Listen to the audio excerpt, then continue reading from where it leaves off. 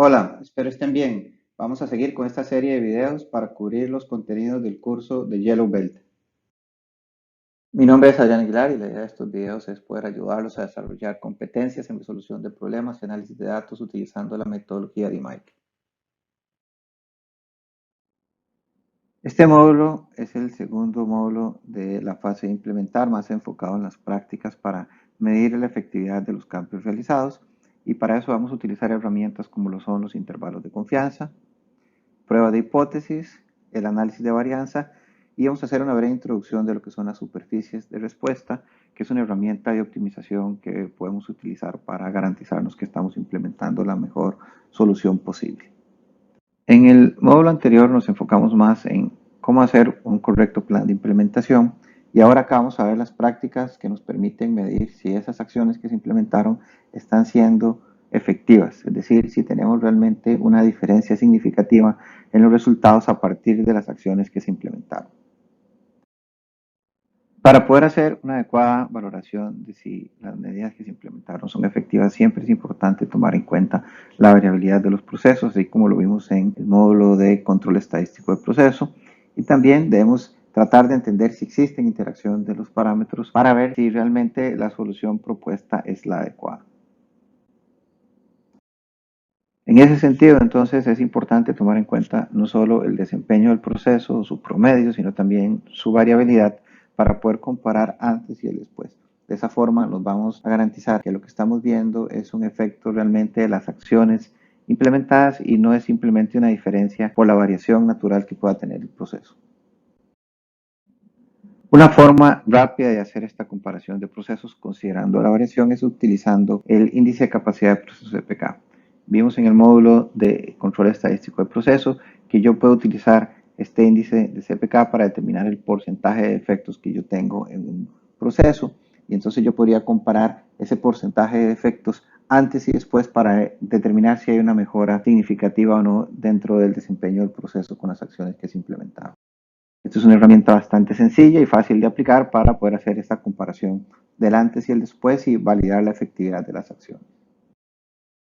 Otra herramienta que podemos utilizar para analizar y comparar los procesos son los intervalos de confianza. El intervalo de confianza es un estimador de la variabilidad de un proceso a partir de un nivel de confianza determinado. Yo puedo establecer diferentes niveles de confianza y esto me va a estar modificando entonces la amplitud del intervalo que estoy observando.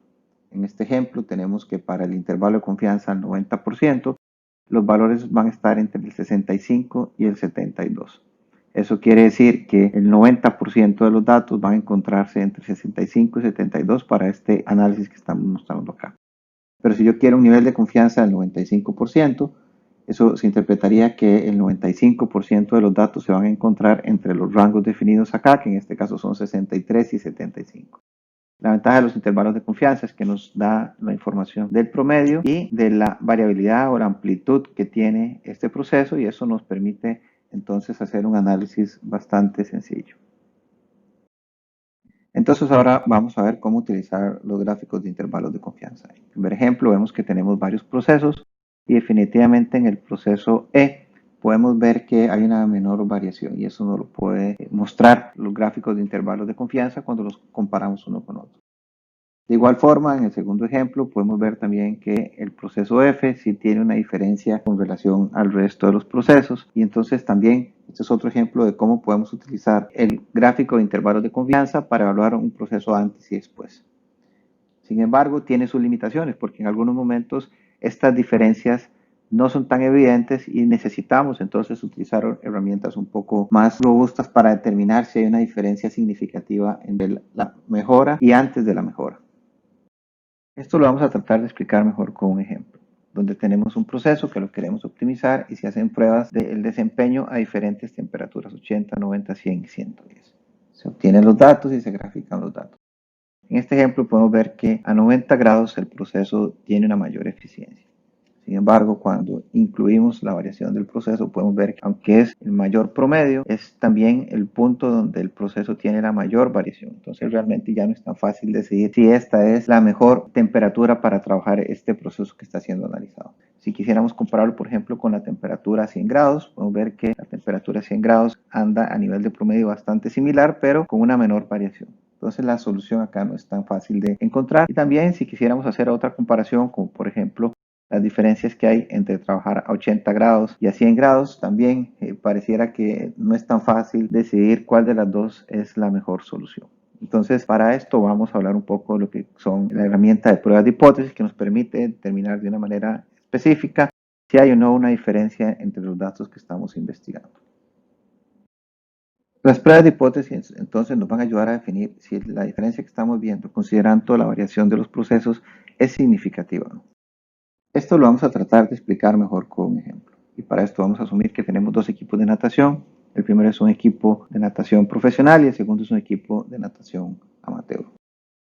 Ambos se les va a poner a hacer la toma de tiempos de 100 metros y empezamos con el equipo profesional y podemos ver que los tiempos del equipo profesional son bastante homogéneos. Es lo que se esperaría porque es un equipo que todos entrenan de manera estructurada y de manera sistemática.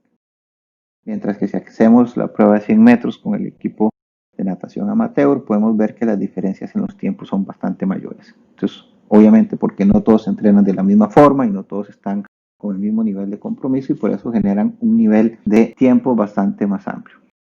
En ese sentido, si traemos otro nadador y lo ponemos a compararlo con el equipo de natación profesional, podemos ver que su tiempo estuvo 2 segundos por encima del promedio y esta diferencia es una diferencia significativa para este equipo de natación profesional. Sin embargo, si lo ponemos a este mismo nadador a compararlo con el equipo de natación amateur, podemos ver que la diferencia, aunque es de 15 segundos con el promedio de esta muestra, esta diferencia no nos permite determinar si es una diferencia lo suficientemente extrema para diferenciarlo del resto del grupo. Eso que estamos haciendo es lo que hace estadísticamente la prueba de hipótesis. La prueba de hipótesis nos va a ayudar a determinar si el valor que estamos viendo es lo suficientemente extremo para que sea considerado un valor estadísticamente significativo, considerando no solo la magnitud de la diferencia, sino también la variación de la población que está siendo analizada. El mismo concepto lo vamos a aplicar para lo que es la validación de los procesos, porque entonces ahora vamos a determinar no solo los promedios, sino también considerar la variación de cada uno de los procesos antes y después de la mejora y determinar entonces, considerando esa variación que tiene la muestra, si la diferencia que estamos viendo de antes y después es realmente significativa o no. Como vimos en el ejemplo del equipo de natación, únicamente con la diferencia observada o con el valor puntual que estamos viendo de la diferencia entre dos muestras no nos permite tomar realmente una conclusión adecuada si ese valor es lo suficientemente grande para ser considerado una diferencia significativa. Tenemos que tomar en cuenta también la variación de los datos que estamos analizando y comparar entonces esto de una manera más apropiada. Y esto es lo que hacemos con la prueba de hipótesis estadística. Lo primero que vamos a determinar es lo que llamamos un estadístico de prueba, que va a ser esta diferencia observada entre el valor medio, básicamente es el concepto que aplica, y este valor lo vamos a comparar contra un valor crítico, que es el límite a partir del cual, cuando encontremos un valor extremo más allá que este límite crítico, vamos a estar en presencia de una diferencia que podemos decir que es estadísticamente significativa. Eso quiere decir que si en mi comparación de mis muestras o de mi proceso antes y después yo encuentro un valor crítico superior, un valor estadístico de prueba superior al valor crítico, estoy en presencia de una diferencia extrema lo suficientemente grande para ser considerada significativa. Si por el contrario los datos nos muestran un valor inferior que este valor crítico o menor que el valor crítico que estamos definiendo acá, entonces podemos pensar que esta diferencia podría estar asociada a la variación natural que tiene el proceso, entonces no podemos concluir que realmente hay una diferencia estadísticamente significativa. Entonces, este valor crítico lo vamos a determinar a partir del nivel de significancia, que básicamente es el porcentaje de error que podríamos aceptar a la hora de hacer una conclusión.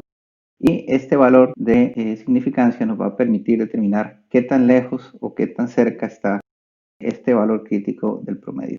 Si yo quiero ser muy permisivo, entonces mi valor crítico va a estar más cerca del promedio. Y si yo quiero ser más estricto, entonces va a estar más lejos del promedio.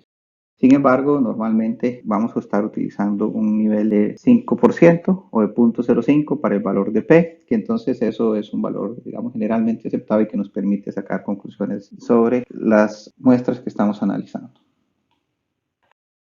Ahora vamos a hablar de cuál es el procedimiento entonces para construir una prueba de hipótesis de manera correcta. Lo primero es definir cuál es la hipótesis nula y la alternativa y definir el nivel de significancia para después pasar a establecer cuál es la prueba estadística que corresponde de acuerdo al conjunto de datos que tenemos. Y después entonces con esta prueba estadística vamos a usar las fórmulas para calcular el estadístico de prueba y el valor de P y entonces analizar los datos para finalmente hacer una explicación contextual de las conclusiones.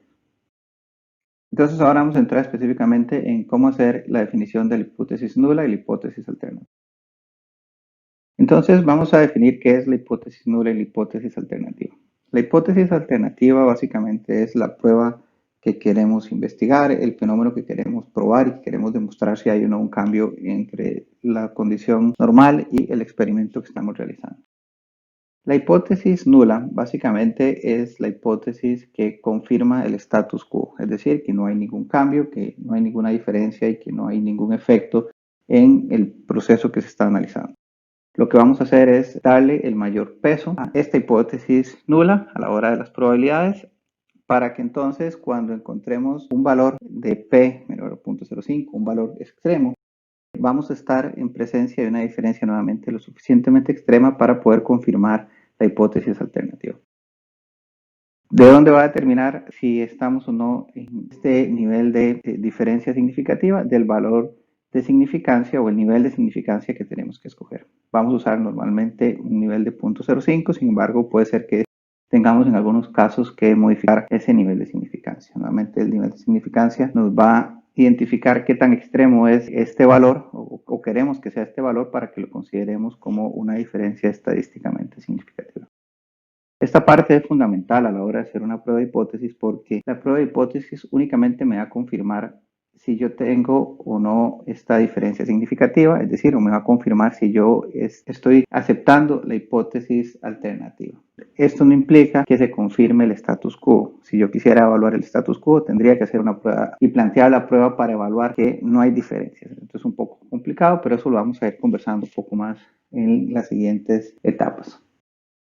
El nivel de significancia básicamente lo que nos va a determinar es qué tan extremo es el valor que necesitamos encontrar para poder considerarlo como una diferencia significativa. O visto de alguna otra forma, qué tan permisivos somos al cometer algún error a la hora de sacar las conclusiones del estudio que estamos realizando. Normalmente vamos a usar un nivel de P de 0.05, sin embargo, esto puede ser que en algunos casos no sea lo suficiente o en algunos casos podríamos utilizar 0.1 o algún valor mayor. Sin embargo, lo importante acá es tener el concepto de que este nivel de significancia nos va a determinar qué tan preciso va a ser las conclusiones que vamos a sacar del análisis que estamos realizando. El segundo paso es analizar cuál es el tipo de prueba estadística que corresponde al tipo de datos que estamos analizando. Existen diferentes pruebas para los diferentes tipos de datos que se pueden analizar. Entonces es necesario determinar cuál es la prueba más adecuada. No vamos a entrar en mucho detalle. Sin embargo, vamos a hacer un ejemplo donde si yo tengo una distribución normal, una muestra pequeña menor a 30 y yo quiero comparar promedios evaluando dos muestras una en contra de la otra. Entonces aquí tengo cuál sería la prueba que tengo que utilizar, que es la prueba de t-student. De esta forma, entonces también podemos hacer los diferentes análisis para las diferentes comparaciones que quisiéramos hacer. Tenemos pruebas tanto para lo que es valores continuos como pruebas para lo que son valores discretos. Nosotros no nos vamos a quedar mucho en el detalle de este tipo de fórmulas y demás porque esto lo vamos a hacer con Minitab. Sin embargo, es importante tener en cuenta que existen diferentes tipos de pruebas para los diferentes análisis que estamos realizando. De manera general, podemos decir que tenemos varios tipos de pruebas de hipótesis. Podemos tener tipos de pruebas que van a comparar nuestros valores contra un target, ya sea un promedio contra un valor de referencia, la variabilidad de un proceso contra un valor de referencia, igual con el porcentaje de efectos. Y tenemos un caso particular que son las pruebas de bondad de ajuste, que las vamos a mencionar un poco más adelante. También podemos tener pruebas de comparaciones entre dos tipos de datos o entre dos muestras diferentes para ver si hay diferencias entre la muestra 1 y la muestra 2.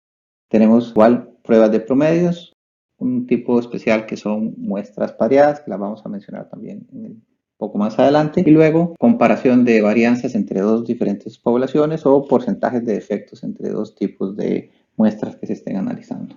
También podemos hacer comparaciones entre varias muestras, es decir, tenemos un conjunto de 5 muestras o de 4 o 6 muestras y queremos comparar si hay diferencias entre este tipo de datos que estamos evaluando. Este tipo de pruebas se le conoce como pruebas de ómnibus porque están todas metidas en una sola evaluación y normalmente las pruebas estadísticas de este tipo no nos van a decir cuál es el valor o el conjunto de datos que está diferente, sin embargo nos va a decir que hay una diferencia. Esto no es un problema cuando estamos haciendo estos análisis, por ejemplo, con Minitab, porque Minitab nos genera un resumen para identificar cuáles son esas diferencias también como un valor adicional a la hora de hacer la prueba de hipótesis.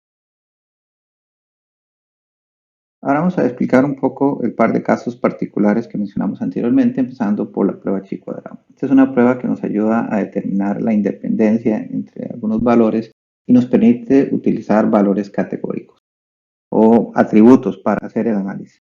Y vamos a explicar esto con un ejemplo. En este caso vamos a utilizar un ejemplo de una universidad que quiere evaluar la efectividad de, o si hay una diferencia entre el método presencial y el método virtual, y se toma una muestra de 180 estudiantes, pero en lugar de colocarle un promedio de sus notas, simplemente hacen una valoración de si el desempeño es bueno o es malo.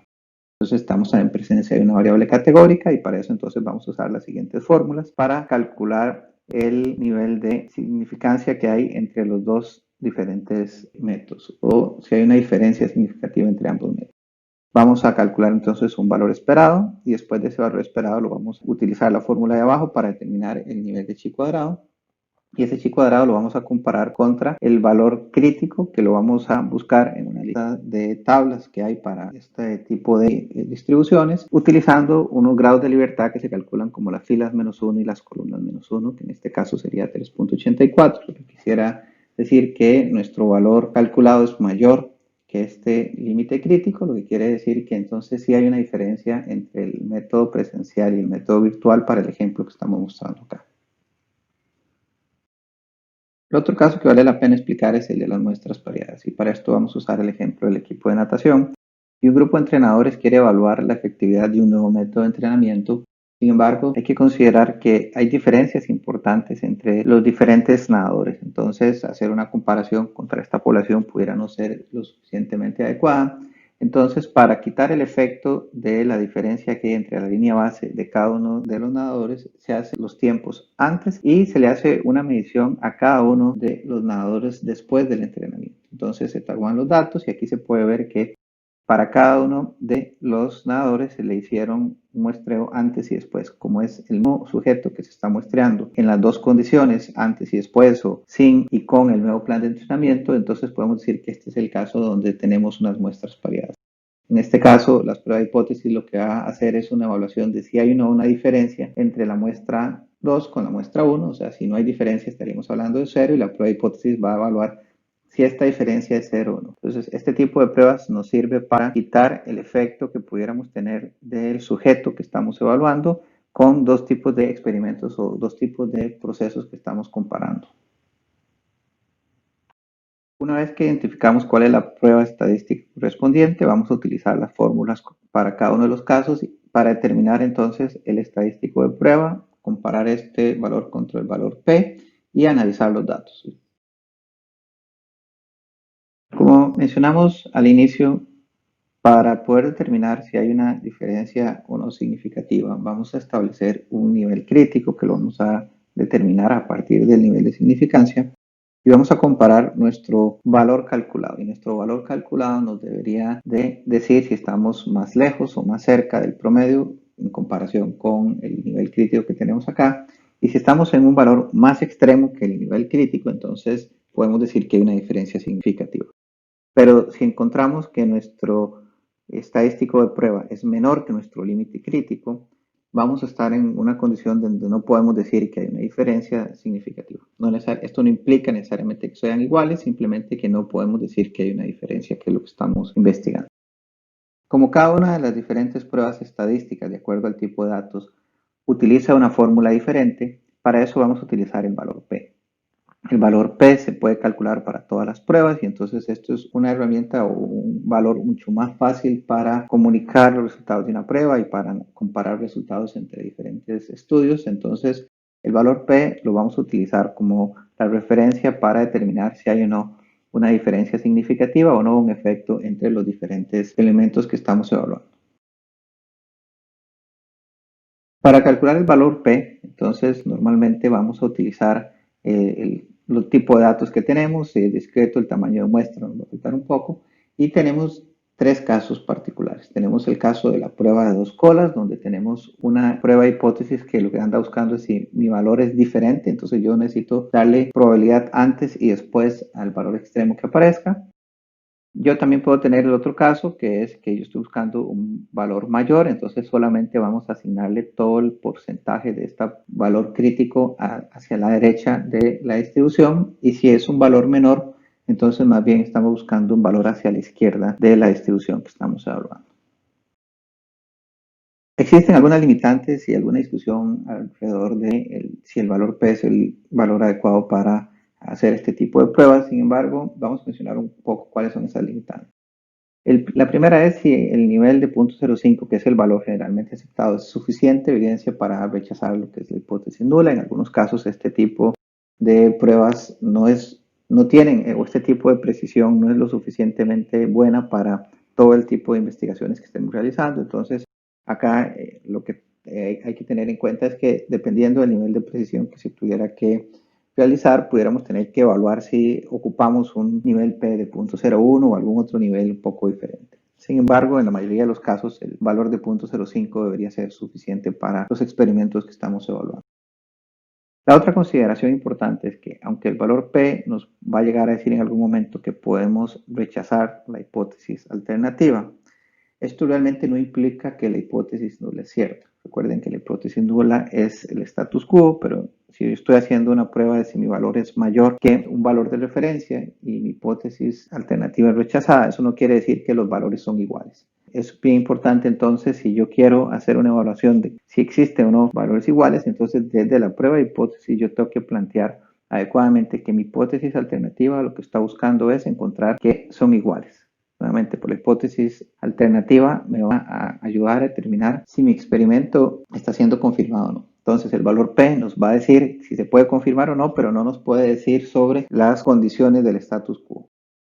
La otra consideración importante es que el valor P no nos puede ayudar a determinar si el nivel de diferencia que tenemos entre los datos o no es grande o poco. Es decir, yo puedo determinar un valor P y puede ser muy bajo, pero realmente la prueba estadística no está evaluando qué tan grande o qué tan extremo es el valor P. Entonces realmente no debería ser utilizado para determinar si estamos en presencia de una diferencia grande o baja en relación a los datos. Y finalmente, realmente el valor P tampoco nos permite sacar conclusiones adicionales de la información. Básicamente lo que nos está confirmando es nuestra hipótesis de si estamos o no en presencia de una diferencia significativa o de un cambio en un proceso de una situación antes y después. Estas limitantes realmente están más asociadas con experimentos más complejos y con más la teoría estadística, porque en la práctica realmente podemos utilizar este tipo de pruebas sin ningún problema. Realmente estamos acá hablando de algunas consideraciones que es importante mencionarlas. Sin embargo, en los ejercicios normales y en la mayoría de los casos va a ser suficiente un valor de P de 0.05 si planteamos adecuadamente nuestro experimento, que realmente estamos buscando evaluar algo que se supone que en este momento el equipo de trabajo ya investigó, ya entendió el proceso y está haciendo una confirmación de alguna hipótesis que ya de alguna u otra forma entiende. También este tipo de pruebas va a ser más que suficiente. Cuando estamos en pruebas de hipótesis podemos cometer algún error por la misma naturaleza de los datos. Existen dos tipos de errores. Uno es el error tipo 1, que es rechazar un resultado que es verdadero, y el error tipo 2, que es aceptar un resultado que es falso. Y eso lo podemos explicar con la siguiente tabla, donde tenemos que la hipótesis nula, en este caso el status quo es verdadero, entonces yo tendría que no rechazar la hipótesis nula, y entonces estaría tomando la decisión correcta. Pero si la hipótesis nula es verdadera, o sea que el status quo se prevalece y yo rechazo la hipótesis nula, estoy ante un error tipo 1. De igual forma lo podemos ver para el caso del error tipo 2. Sin embargo, esta explicación, que es un poco la forma formal de hacer este tipo de análisis, es un poco más complicado de entender. Lo vamos a tratar de explicar de una manera un poco más pragmática. Si lo que nosotros estamos probando es falso, yo tendría que rechazar mi premisa o mi hipótesis alternativa. Pero si yo lo que estoy probando es falso y yo acepto esa premisa, entonces estoy ante el error tipo 1. y ese es el nivel de significancia que definimos como nivel alfa y que es lo que normalmente vamos a considerar como el valor extremo, el límite a partir del cual vamos a calcular los estadísticos críticos para determinar entonces mi decisión. Entonces esto de alguna otra forma es lo que mencionábamos anteriormente. Este nivel de significancia lo que nos va a permitir definir es qué tanta tolerancia tenemos de cometer este error, es decir, que lo que estamos probando es falso y lo aceptamos. Sin embargo, también podemos tener el otro error, que es que lo que estamos probando es verdadero, pero lo estamos rechazando. A este error es el error que se le conoce como tipo 2. Y normalmente vamos a encontrar en algunas de las pruebas lo que se le llama la potencia de la prueba, que es 1 menos este error, que es la probabilidad entonces, o el análisis de sensibilidad que podríamos tener en relación a detectar un valor que es verdadero y lo estamos rechazando. Ahora esto lo vamos a tratar de explicar de manera gráfica, donde tenemos arriba el error tipo 1 o el nivel de significancia, que es rechazar un resultado que fuera verdadero, y abajo tenemos el error tipo 2, que sería aceptar un resultado falso. Como mencionábamos, yo tengo un valor que le llamamos el nivel de potencia que pueda tener una prueba, y yo podría modificar entonces esa potencia o reducir el error tipo 2 si yo hago que los valores estén más separados uno del otro. Sin embargo, muchas veces hacer este efecto o lograr que haya una mayor separación entre los datos es algo muy complicado porque depende propiamente del muestreo. Lo que sí podemos hacer es aumentar el tamaño de la muestra, y normalmente al aumentar el tamaño de la muestra vamos a reducir el error tipo 2. Entonces esto es un elemento importante, más allá que los otros conceptos. Es cuando yo quiero mejorar la potencia de la prueba, una de las mejores herramientas que tenemos para hacer eso es aumentar el tamaño de la muestra. El último paso entonces de la prueba de hipótesis es sacar las conclusiones y preparar una explicación contextual de estas mismas. Para establecer las conclusiones hay una manera estructurada de hacerlo desde el punto de vista estadístico. Si yo tengo, por ejemplo, en el primer caso, que yo tengo un valor P menor que 0.05, eso quiere decir que estoy en presencia de una diferencia extrema, entonces podemos decir que se encontró evidencia para rechazar la hipótesis nula, por lo que se acepta la hipótesis alternativa. Sin embargo, si esto se le explica a una persona que no tiene un background fuerte en estadística, probablemente no le va a significar nada, o realmente lo que hace es confundirlo. Entonces tenemos que traducir esto de una manera contextual. Por ejemplo, podríamos decir que la mejora realizada sí es estadísticamente significativa. Es importante incluir la palabra estadística para que se entienda que hubo una prueba de hipótesis o un análisis estadístico para hacer esa afirmación. Sin embargo, no tenemos que hacer la redacción formal a no ser que estemos en presencia de un estudio científico donde tengamos que explicar todo de manera estructurada. Siempre es importante igual también mencionar el nivel de significancia que se tiene para cada uno de los casos. De igual forma nos pasaría en el caso que no se encuentre evidencia para rechazar la hipótesis alternativa. Entonces lo que podríamos decir es básicamente que los promedios no son diferentes, para no mencionar el tema de la hipótesis nula y la alternativa y nuevamente generar una confusión que pudiera ser más bien innecesaria si el grupo de personas que está recibiendo la información nuevamente no tiene un background estadístico. Finalmente, a la hora de establecer las conclusiones hay algunas otras consideraciones que debemos tener en cuenta. La primera es que para la elaboración de las conclusiones siempre es necesario considerar todos los aspectos del análisis realizado, no solo la prueba de hipótesis, sino otros aspectos relacionados al experimento, qué tanto se conoce del estudio, qué tanto se analizó el proceso, etc. Otro elemento importante es que los datos no son concluyentes por sí solos, y esto se aplica para pruebas de hipótesis, para cualquier otro análisis estadístico o numérico que estemos realizando. Los datos nos tienen que ayudar a comprender mejor el proceso que estamos evaluando, y se requiere entonces un expertise adicional por parte de las personas para hacer la interpretación correcta. Y nuevamente, al final es importante redactar y comunicar de manera pragmática o de manera contextual las conclusiones para que todas las personas que no tienen un background estadístico los puedan entender de manera adecuada, y entonces con esa información puedan tomar las decisiones correctas y hacer los ajustes necesarios en los procesos que se están evaluando. Con esto terminamos el tema de pruebas de hipótesis y vamos a hablar un poco del análisis de varianza, que nos permite definir si en un experimento hay algún efecto que es significativo desde el punto de vista también estadístico, pero también agregando otro tipo de variables un poco más complejas. Para explicar mejor el análisis de varianza o ANOVA, vamos a repasar un poco el concepto de regresión lineal. Recordemos que yo tengo una ecuación para modelar mi regresión lineal, que la puedo representar de la siguiente forma con los siguientes coeficientes. donde tenemos una parte de la ecuación que explica el modelo y otra parte que explica el error. Yo tengo mis valores originales, una curva de mejor ajuste o una línea, o en el caso es una regresión lineal, un valor proyectado y tenemos los residuos o el error aleatorio que tenemos en cada uno de los datos. Con este tipo de regresión yo podría plantear una hipótesis donde la hipótesis nula es que no existe una regresión lineal y la hipótesis alternativa sería que sí existe una regresión lineal entre los datos. Partiendo entonces de la prueba anterior, podríamos decir que la hipótesis nula la podríamos representar como una línea recta que no tiene tendencia y entonces podríamos calcular cuánto es el error que hay entre los diferentes datos y esta línea sin tendencia.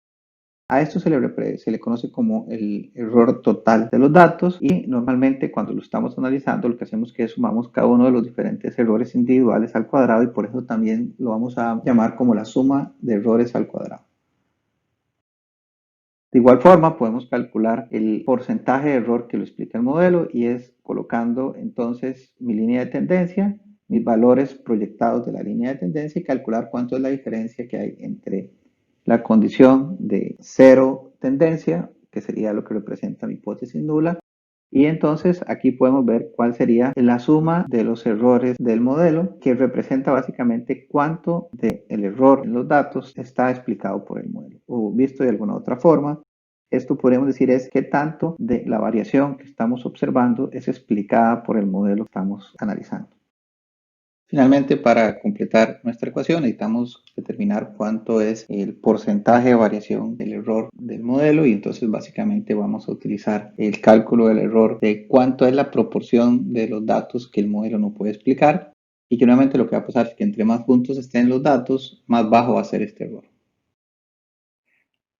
Hemos estado mencionando un poco del modelo general lineal que busca explicar los diferentes fenómenos con dos componentes. Cuánto de los fenómenos es explicado por el modelo y cuánto es explicado por el error aleatorio. Y eso lo podríamos representar de la siguiente forma, donde tenemos que la suma de cuadrados totales debería ser igual a la suma de los cuadrados de la regresión, en este caso, y la suma de los cuadrados de los errores del modelo.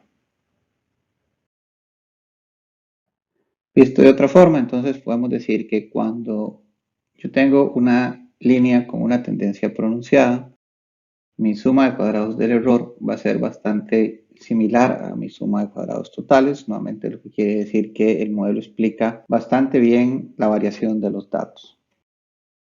Por el contrario, si yo tengo una línea de regresión donde tengo muy poca inclinación, entonces el error más bien va a estar más cerca de la suma de cuadrados totales y por eso decimos entonces que el efecto de la regresión o la tendencia en este caso no sería significativa. De esta forma entonces podemos aplicar los mismos principios de la prueba de hipótesis para hacer un cálculo de un estadístico de prueba, que en este caso sería una prueba F, para determinar si yo estoy en presencia de un valor crítico que nos va a determinar si yo tengo un efecto significativo y si no, yo voy a encontrar que el nivel F es más bajo que mi nivel crítico, entonces estaríamos diciendo que no tengo una tendencia significativa en este caso cuando tengamos el valor F de prueba por debajo del límite crítico que tenemos establecido. Entonces de esta forma podemos ver cómo aplicamos la lógica de la prueba de hipótesis a un modelo de regresión para determinar si hay o no un efecto significativo. Esto entonces lo podemos llevar al modelo general lineal y aplicar este mismo principio para una serie de análisis adicionales. Especialmente en el caso de la ANOVA, la ventaja que tiene es que nos permite trabajar no solo con valores continuos, sino con valores categóricos o con variables categóricas, donde yo no necesito necesariamente tener un valor numérico, sino que yo puedo establecer dos condiciones, alto y bajo en un proceso, o hombres y mujeres en un análisis, turno 1 y turno 2 en otro estudio y hacer las comparaciones respectivas. Aquí aplicamos lo mismo, vamos a tener un error total del modelo, que en este caso le vamos a llamar del factor, y vamos a tener la suma de cuadrados del error aleatorio. Usando entonces este mismo principio, podemos utilizar la misma relación para calcular entonces un nivel F calculado y hacer la misma prueba que hicimos con el caso de la regresión. En este caso vamos a buscar si el factor es significativo y está generando una influencia en el proceso. Y esto nos va a permitir entonces hacer pruebas, evaluar condiciones antes y después sin necesariamente tener valores continuos, nuevamente porque podemos utilizar variables categóricas y este tipo de experimento nos da una mayor flexibilidad para determinar si mis factores están siendo significativos o no en el proceso que estamos investigando. Cuando hablamos de factores, vamos a identificar también el efecto del factor. Para eso vamos a usarlo como ejemplo, donde se quiere probar cuál es el efecto de operar con la válvula de presión abierta y cerrada en la velocidad de llenada y si este efecto es significativo. Entonces se hacen unas pruebas donde tenemos la válvula cerrada y el promedio nos da 25 y con la válvula abierta nos da 50. Podemos decir que el efecto del factor es la diferencia que hay entre operar con la válvula cerrada y operar con la válvula abierta. Podemos calcular esto como el efecto del factor A, nivel 1 y nivel 2, o podríamos eventualmente usar una analogía diciendo que esto es un nivel 0 y nivel 1, y entonces, como tenemos un nivel 0 y 1, podríamos calcular una pendiente, y podemos decir entonces que esa pendiente básicamente es lo que representa el efecto del factor. Y esta es la fórmula general para determinar entonces cuál es el efecto principal del factor. Y también podríamos agregar un punto medio para hacer proyectos de optimización y determinar algunos otro tipo de variables o cuando tenemos tres condiciones en una variable categórica. Ahora, una vez que entendemos los conceptos, podemos empezar a aprender a interpretar las tablas de ANOVA. Recordemos que tenemos el efecto del factor, el error aleatorio y el error total. Entonces, en una tabla de ANOVA lo primero que vamos a encontrar es los grados de libertad y la suma de cuadrados, que aquí están las diferentes fórmulas, pero vamos a quedar en ese detalle. Después vamos a tener en la cuarta columna lo que es la media de los cuadrados y en la quinta columna vamos a calcular el valor f para determinar el valor p. Y nuevamente el p-value nos va a permitir hacer la evaluación de si estoy en presencia de un valor significativo o no. Es decir, si nuestro valor P es menor que 0.05, estamos en presencia de un efecto del factor significativo, lo que quiere decir que el factor que estamos evaluando en el estudio que estamos haciendo sí tiene un efecto significativo en los resultados.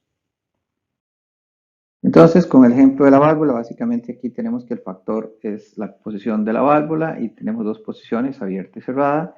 Entonces, vamos a ver cómo sería la tabla ANOVA, que si la metemos en Minitab o la calculamos manualmente, se va a ver de la siguiente forma. Nuevamente, lo que vamos a estar buscando es básicamente este valor P, que si lo encontramos que es menor que 0.01, estamos en presencia de un efecto significativo del factor.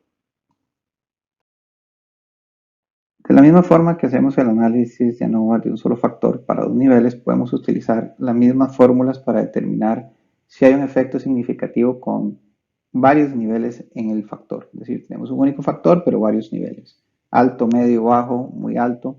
Entonces, en este caso, la prueba lo que nos va a determinar es si el efecto del factor es significativo, pero no nos va a decir cuál de los niveles es el que hace la diferencia. Entonces, tendríamos que hacer una prueba adicional para hacer esa diferenciación. Sin embargo, cuando hacemos este tipo de análisis en Minitab, Minitab nos va a generar un resumen que nos marca las diferencias, entonces nos simplifica un poco esta tarea. Sin embargo, nuevamente acá vamos a aplicar la misma lógica, las mismas tablas para determinar si el efecto del factor es significativo o no. Vamos a volver al ejemplo donde estábamos hablando de la eficiencia de un sistema llenado con la válvula de presión abierta y cerrada, pero vamos a agregar un nivel adicional que es la válvula al 50%. Entonces, en este caso tenemos un único factor que es la posición de la válvula, pero tenemos tres niveles, cerrado al 50% y abierto. Con esto podemos entonces crear la tabla de ANOVA, nuevamente solo tenemos un único factor, volvemos a hacer los cálculos y determinar el valor P y evaluar si el nivel P es menor que 0.05. Hasta este momento sabemos que este factor tiene un efecto significativo, pero no nos dice cuál de los niveles es el que es diferente de los demás. Para esto, si hacemos el análisis utilizando el asistente de Minitab, nos va a generar un resumen como este, donde podemos buscar e identificar cuál de los niveles del factor es el que es diferente, puede ser uno o varios, y entonces así tener una mejor conclusión. La tabla nuevamente básicamente nos ayuda a resumir la información que vimos anteriormente para determinar qué tanto de la variación es explicada por nuestro modelo.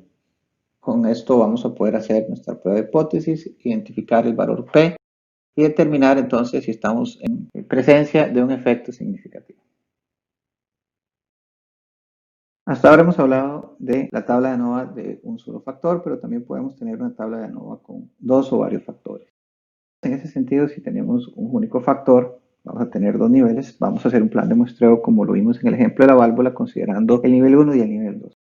Si yo tengo otro factor, también el plan de muestreo tiene que ser lo suficientemente robusto para poder tener datos tanto del factor 1 en los diferentes niveles que tiene como el factor 2 en los diferentes niveles que se presentan. Cuando tenemos varios factores, entonces lo que va a pasar es que mi variación total no va a cambiar. Lo que va a suceder es que mi modelo va a tener más elementos para explicar la variación. Entonces, en este ejemplo podemos ver que tenemos el factor 1, en rojo el efecto del factor 2 y en verde lo que sería la interacción. En algunos casos podemos tener una interacción que sea significativa. Esto en una tabla NOVA se va a reflejar de la siguiente forma. Igual es la misma estructura, solamente que vamos a tener más líneas. Y como tenemos más líneas, entonces podemos evaluar los diferentes factores de manera independiente. Nuevamente, cada factor puede tener diferentes niveles, pero aquí lo que vamos a evaluar es cuál es el valor P. Y en el factor que tenga un valor P menor que 0.05, quiere decir que ese factor es significativo. Siguiendo con el ejemplo que hemos venido trabajando, vamos a agregar un factor adicional. Teníamos el primer factor, que es la posición de la válvula, y ahora estamos agregando un segundo factor, que es el tipo de producto. Entonces, volvemos a ver la estructura de la tabla NOVA y aquí tenemos los resultados. Nuevamente, aquí lo que vamos a estar buscando es cuál de los factores es significativo a partir de lo que veamos del valor P. En este caso, solo la válvula tiene un efecto significativo en el desempeño de este proceso. Y entonces, con esto nos permite determinar dónde tenemos que enfocar los esfuerzos y cómo debemos construir el modelo de manera adecuada. Podemos tener casos donde tengamos la interacción como un elemento significativo o todos los componentes como factores significativos. Cuando estamos en Minitab vamos a poder generar la opción del gráfico de Paretos de efectos estandarizados, donde nos permite ver entonces cuál es el efecto de los factores. Recordemos que podemos tener tanto los factores de manera independiente como las interacciones que se vuelven significativas en algún momento. Cuando la interacción es significativa, eso quiere decir que tenemos que analizar las variables en conjunto y no de manera independiente. ¿Qué queremos decir cuando hay interacción entre los factores? Y para explicar eso mejor vamos a utilizarlo como ejemplo de una prueba que queremos hacer de la falta de sueño en la eficiencia de un equipo de carrera. Vemos cómo cuando el equipo de carrera tiene el sueño adecuado, hay una mejora significativa en su desempeño. Sin embargo, queremos evaluar el efecto de otro factor adicional, que sería el segundo factor B. En este caso vamos a decir que es un hidratante especial. Lo que podemos ver entonces en esta gráfica es, queremos ver el efecto del factor principal. Sin hidratante vemos que el equipo mejora un 40% su desempeño. Cuando hacemos la misma prueba evaluando el factor de sueño con hidratante, también la mejora es de un 40%. Entonces, en este caso, realmente la influencia del hidratante no es significativa al factor del sueño dentro del desempeño del equipo. Entonces podemos decir que no hay una interacción y esto lo podemos ver, lo vamos a ver en las gráficas de interacción como líneas en paralelo. Pero podemos hacer la misma prueba con otro factor adicional que es el efecto de hacer entrenamiento con pesas. Y en este ejemplo podemos ver que cuando el equipo está entrenando sin pesas tiene la mejora del 40%, sin embargo cuando se conjugan los factores de un sueño adecuado con entrenamiento de pesas, el equipo más bien baja su desempeño. Esto podría ser porque estas condiciones pudieran ser favorables para que los corredores aumenten su peso, su masa muscular, esto aumenta su peso y eso hace que se vuelvan más lentos. En este caso, realmente el factor pesas sí tiene una interacción con el factor falta de sueño. Entonces esto lo vamos a poder ver porque cuando no tenemos ningún efecto de las interacciones, los promedios o la diferencia promedio se va a mantener, mientras que en algunos casos la interacción va a hacer que el efecto del factor, como en este caso, se neutralice.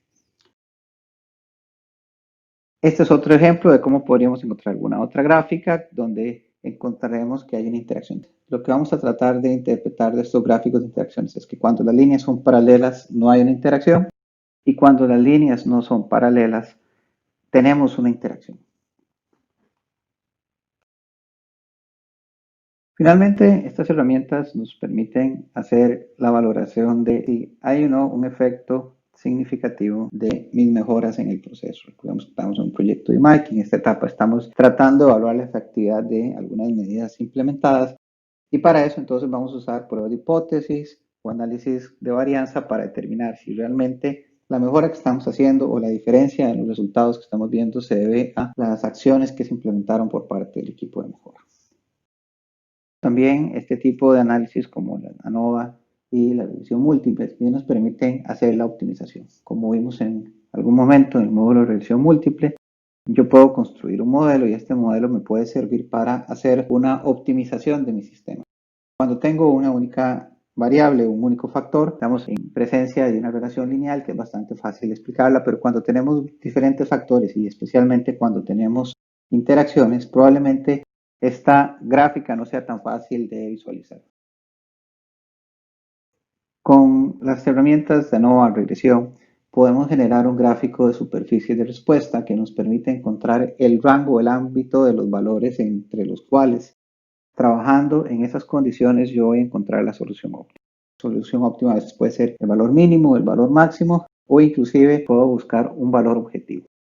En estos gráficos de superficie de respuesta, en este ejemplo podemos ver que la zona que está identificada como morada es la que optimiza el proceso que estamos evaluando. Si quisiéramos hacer una vista un poco más fácil de interpretar, que quisiera hacer una vista en 2 dimensiones, creamos un gráfico de curvas de nivel y entonces este gráfico nos permite ver la misma información. Aquí tenemos en un eje la temperatura y la presión y aquí podemos ver el rango entre los cuales trabajando a estos niveles, tanto en temperatura como presión, vamos a optimizar el proceso que estamos evaluando. Los gráficos de curvas de nivel no siempre son tan perfectos y son tan fáciles de interpretar, sin embargo, al final lo que estamos buscando es siempre lo mismo. Vamos a buscar rango de parámetros donde se optimiza la solución. Igual cuando hacemos los gráficos de curvas de nivel vamos a hacer lo mismo. Vamos a buscar en ese gráfico cuáles son los puntos o las zonas en las cuales mi variable se optimiza. Recordemos que optimizar puede ser en algunos casos maximizar y en otros casos minimizar. Cuando estamos utilizando un único factor realmente no hay mayor relevancia, sin embargo cuando tenemos 2 o 3 factores pudiera ser importante utilizarlos para buscar la solución óptima y no solamente utilizar entonces el análisis de regresión para determinar si estoy en presencia de un efecto significativo, pero también identificar cuál es el rango de operación óptimo para el proceso que estoy evaluando. Este ejercicio lo vamos a incluir dentro de los videos de Minitab de cómo hacer este gráfico de manera sencilla porque realmente utilizando este tipo de herramientas es bastante fácil hacerlos. Lo importante es saber interpretarlos. Con esto entonces terminamos el segundo módulo para la fase de implementar, donde básicamente recordemos que lo que se espera de esta fase es hacer la identificación y la priorización de las soluciones, hacer las mejoras y la transformación de los procesos y luego hacer la medición de la efectividad para después tener un resultado validado. Cubrimos algunas herramientas como lo son los intervalos de confianza, las pruebas de hipótesis, el análisis de varianza y una breve introducción a lo que son las superficies de respuesta. Estos ejemplos los vamos a incluir dentro de los videos de Minitab para poder explicar mejor cómo hacer cada uno de estos análisis con este software que es bastante sencillo de utilizar. Con esto terminaríamos el tema de la parte teórica de pruebas de hipótesis y pasaríamos a hacer los ejemplos de estas herramientas en Minitab. Muchas gracias, espero les haya gustado el módulo y le puedan sacar provecho. Igual me pueden escribir para enviarles más ejemplos, templates o aclarar alguna otra duda adicional.